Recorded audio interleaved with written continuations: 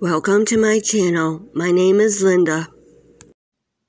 Please like, share, and subscribe. If you have any suggestions, put it in the comment section below. Thank you for watching. Before we get to my video, I would like to do a disclaimer. All products mentioned and used in my videos are not sponsored. If you have a favorite brand, use your favorite brand. My name is Linda. Welcome to my channel. Today the weather's bad outside. It's actually snow now. But I want to do hot dogs. I actually prefer them on the grill, especially the charcoal grill, but I'm not going to brave the snow to do it.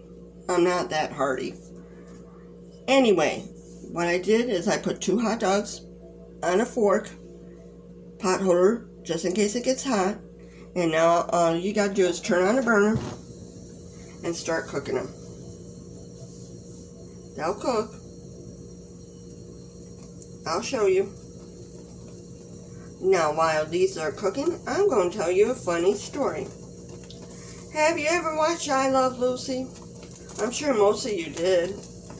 Anyway, me and my friend did a Lucy episode. Picture Lucy going to the Dollar Tree store. And me being Lucy. She wanted to get the pot holder towel combo, which is on the upper peg. Well, both of us are short. I told her I'll get it, and she said, "You're shorter than me." True. Anyway, I actually got a splatter guard from the kitchen aisle because it was right there.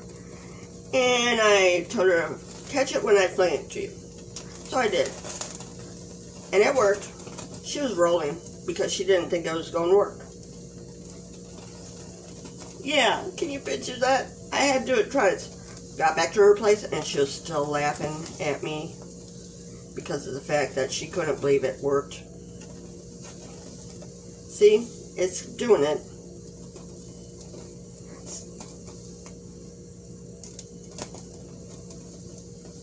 I'll be back when we're done.